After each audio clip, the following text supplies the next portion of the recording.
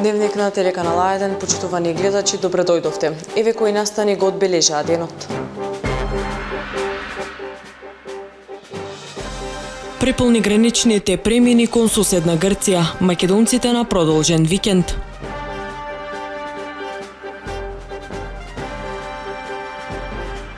Пензионерите од Радовиш и Кунче продолжуваат со нивните активности. Овој пат тие ќе учествуваат на ревиите на песни, музика и ора на републичко ниво.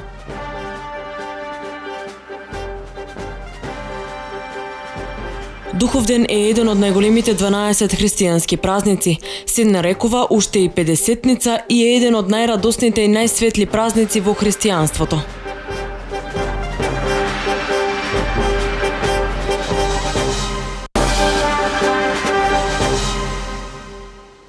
Започнуваме со дневникот. Буџетот е стабилен, состојбата не е блескава, но не е ни драматична.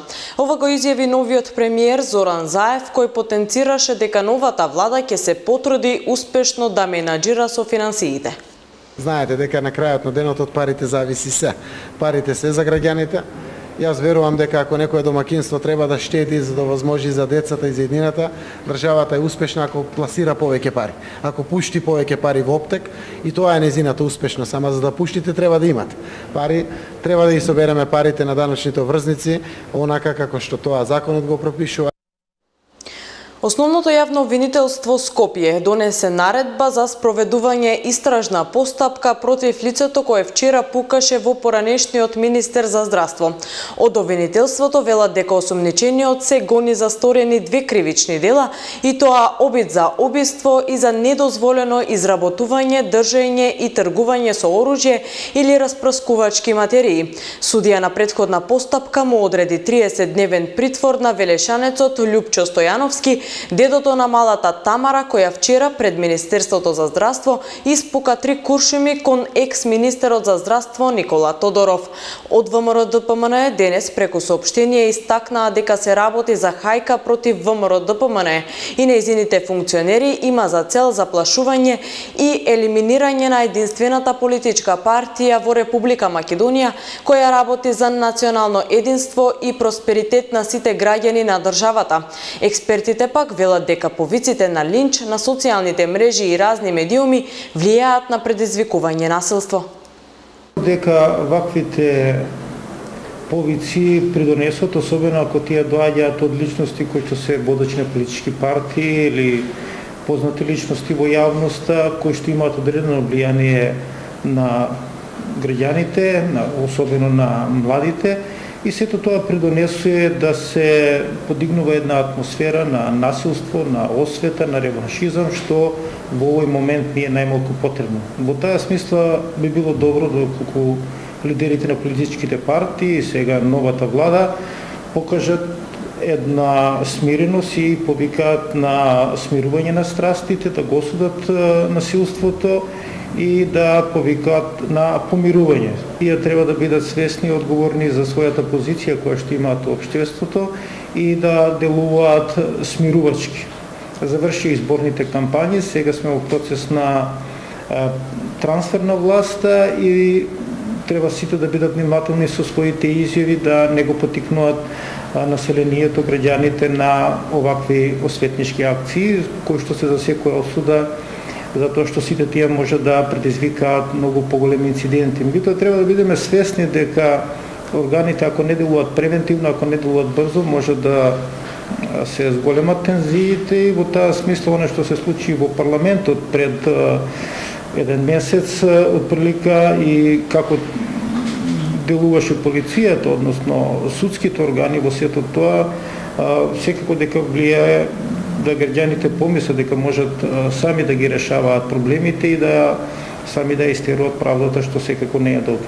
Можеле да се превенираат работите со високи казни, меѓутоа она што повторно ќе кажам го видовме како беа осудени, како се водеше процесот против овие насилници во парламентот, доведува до тоа да граѓаните може да помислат дека може да ја земат правдата во своји раце, меѓутоа тоа не може само високите казни да дадат резултат, туку исто така треба многу повеќе да се работи на превентивата, на смирување на страстите, на градење на добри меѓуетнички односи, добри односи меѓу сите граѓани во Република Македонија, без разлика на етничката, на верската припадност, на политичката припадност.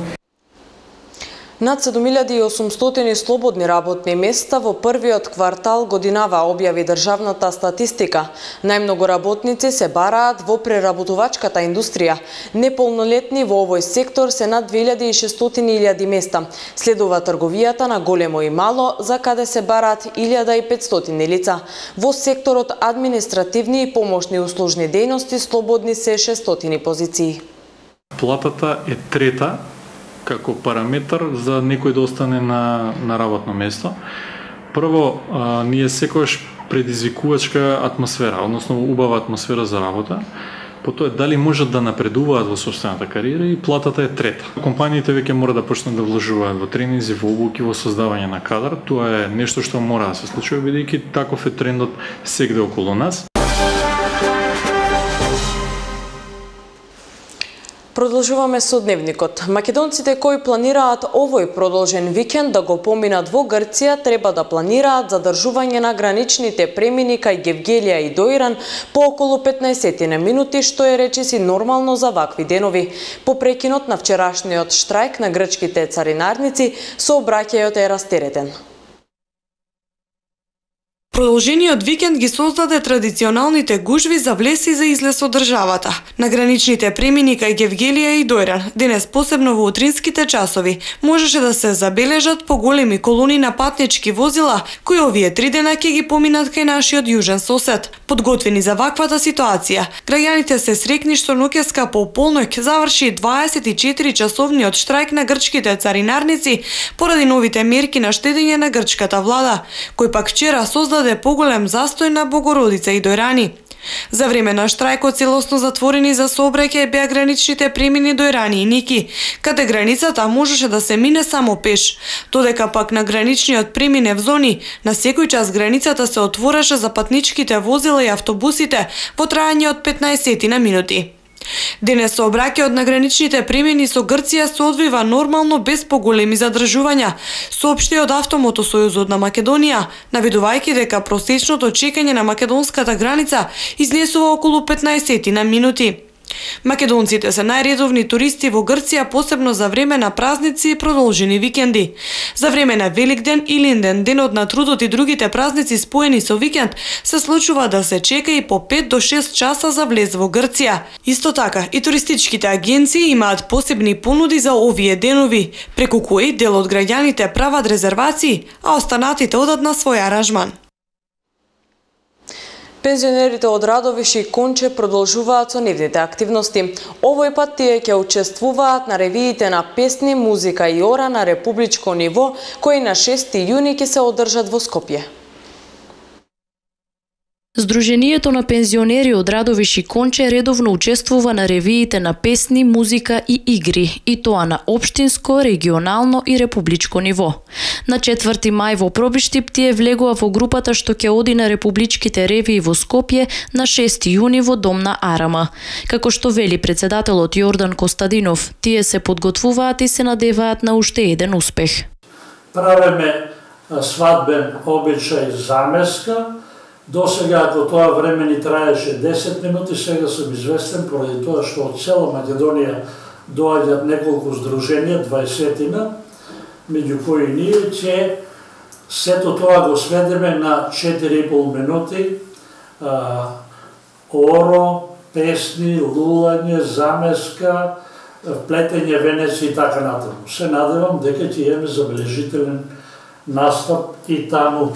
Оваа активност на пензионерите од Радовиш и Конче се реализира како дел од многуте нивни активности периодов, на кои тие, освен што се надпреваруваат, исто така и се дружат со останатите здруженија од земјава. Метафизичко сино е насловот на новата книга од младиот автор Филип Клетников, која синоќа беше промовирана под јаворот на Гевгелиската библиотека. Промоторите за авторот ќе кажат дека тој секогаш ги бира зборовите кои ќе ги употреби во својот творечки опус и неговото дело представува свеж нов бран на филозофска комплексна содржина. Синоќ под јаворот на библиотеката Гоце Делчев во Гевгелија беше промовирана книгата Метафизичко сино од младиот автор Филип Клетников. Станува збор за трета поетска објава во неговиот творечки опус.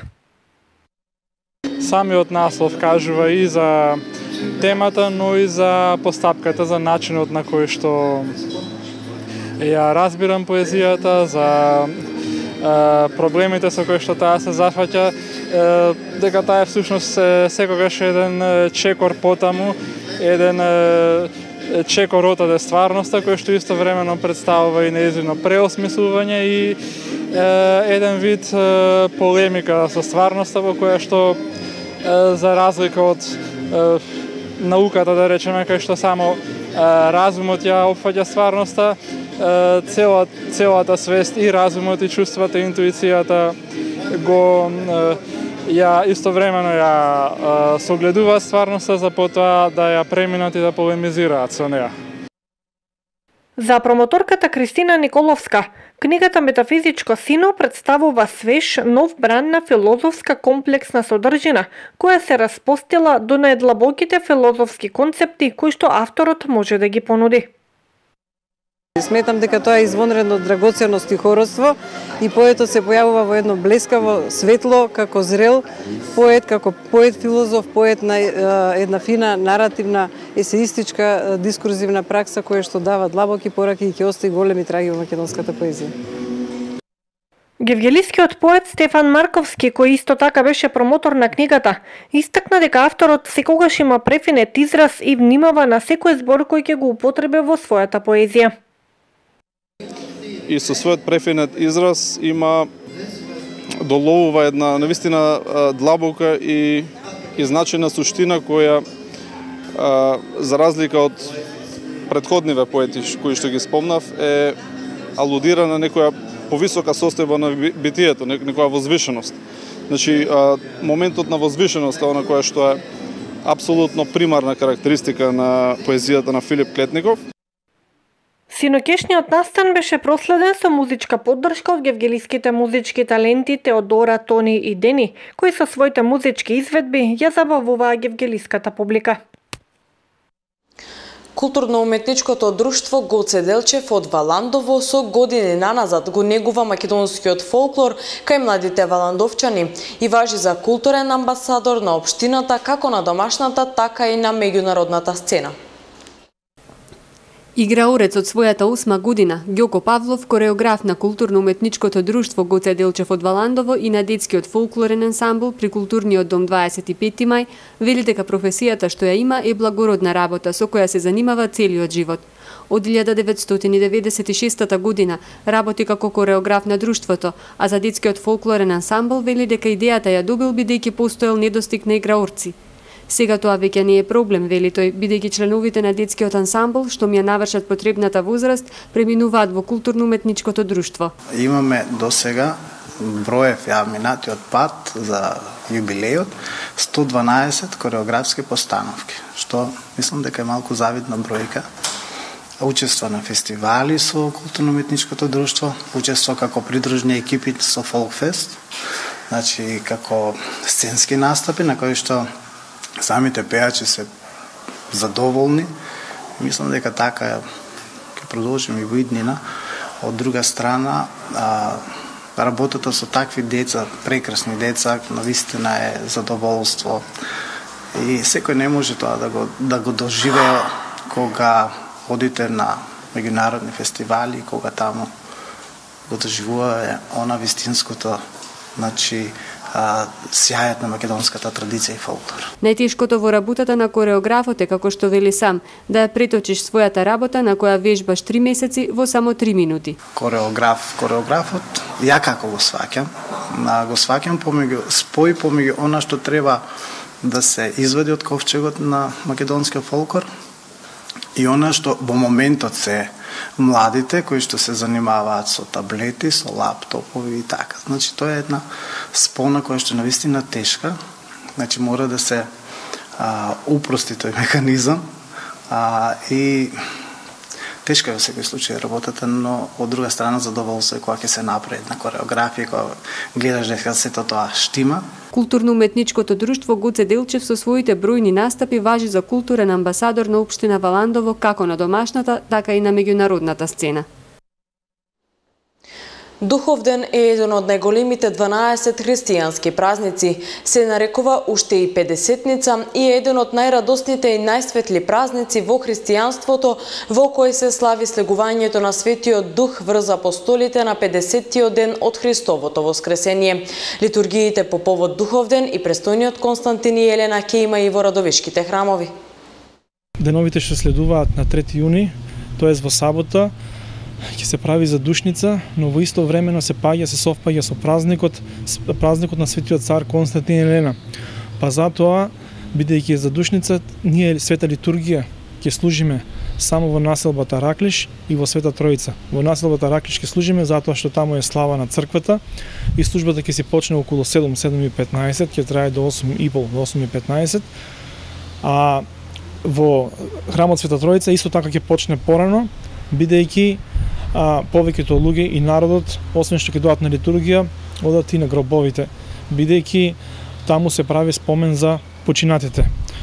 Оваа година за душница има некои промени, така во населба Раклиш, како што правиме во сабота во 11 часот, ќе ги правиме во петокот во 5 часот, во Оравица за душница на гробовите се правеше во 7 часот наутро во саботата, сега ќе се прави во 11 часот во саботата, а тука во градот ќе се почне од петок поручек. Исто така оваа недела ќе се слави празникот Света Троица, тоа е славата на нашиот храм тука во Радовиш. Првиот ден ќе се има света литургија и во двата храма, а следниот ден, во понеделникот, вториот ден духовен, секоја година традиционално доаѓа неговото високопреосвещенство господин Иларион. Многу во нашата општина, па и некаде и во други места, има некои обичаи каде што се косат со православната црква, а тоа мислат дека празникот Духовден е духови, е споено со духови или со починатите души. Значи Духовден и задушница не е исто, бидејќи празникот Духовден означува слегувањето на Светиот Дух врз апостолите и еден од големите господови празници.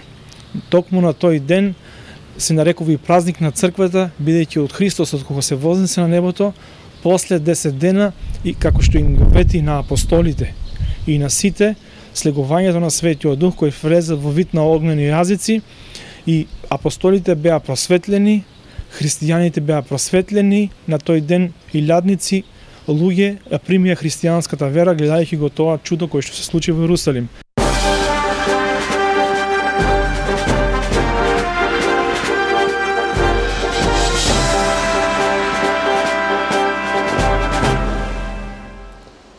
Почитувани следуваат настаните од светот, да ги проследиме. Популарниот туристички комплекс во Филипините, Resort World Манила, е затворен по пукотници и експлозии. Маскиран и вооружен напаѓач отворил оган на вториот кат во еден од хотелите кон гостите и вработените во хотелот, пренесуваат светските агенции. За сега не е познат бројот на евентуални жртви и повредени лица. Компанијата соработува со полицијата се со цел сите гости и вработените да бидат обезбедени, информираат преку социјалните мрежи од компанијата која го води комплексот. Председателот на Русија Владимир Путин оцени дека политичкото неискуство на неговиот американски колега Доналд Трамп не представува недостаток, туку предност поради што има свеж поглед на свет. Путин на средбата со уредниците на водечките светски медиуми изјави дека Русија е охрабрена од изјавите на Трамп за време на неговата кампања, во кој тој изрази жалење поради тоа што руско-американските односи се на најниско ниво и вети дека ќе работи на нивно подобрување. Москва се надева дека ќе успее да заснова конструктивен диалог со администрацијата на Трамп. Русија знае да биде трпелива, посочи Путин. Европскиот суд за човекови права ја потврди пресудата со која францускиот неделник Le Point беше осуден за објавување на содржина на докази во случајот Бетанкур, јави дописникот на Мија од Париз. Европскиот суд за човекови права смета дека материјалот објавен од страна на неделникот ризикува да го наруши развојот на судењето кое предстои на Франсуа Мари Бание. Европскиот суд за човекови права со ова ја потврди пресудата 2010 година на неделникот Le Point за објавување на извадоци од сведочење на неколку лица кои се вклучени во истрагата за подароците на милиардирката Лилијан Бетенкур на уметникот Франсуа Мари Бание. Европската судијка оцени дека информациите објавени од страна на Le Point најверојатно ќе го нарушат развојот на судењето на Бание, а со тоа и осудата на неделникот не представува повреда на слободата на изразување. И уште една информација за овој дневник, а тоа е да видиме какво време не очекува за продолжениот викенд. Времето денеска ќе биде сончево и топло со слаб ветер од променлив правец, додека попладне и во вечерните часови ќе има развој на нестабилна облачност со локален пороен дожд и грмежи. На места е можна појава на невреме со пообилен пороен дожд, засилен ветер и град. Максималната температура ќе биде во интервал од 27 до 35 степени, соопшти УХМР. Утре ќе преовладува нестабилно облачно време со пораен дожд и грмежи. Локално процесите ќе бидат поинтензивни во форма на невреме со обилен пораен дожд, електрични празнења, засилен ветер и град. Се очекува на места да наврнат над 35 литри метри квадратни дожд. И во недела попладне на повеќе места ќе биде нестабилно со пораен дожд и грмежи, додека во првите денови од наредната недела во попладневните часови ќе има изолирана појава на нестабилност која повеќе ќе биде застапена во планинските подрачја. Почитувани, ова беше се за овој дневник. Јас ви посакувам пријатен продолжен викенд. Пријатно.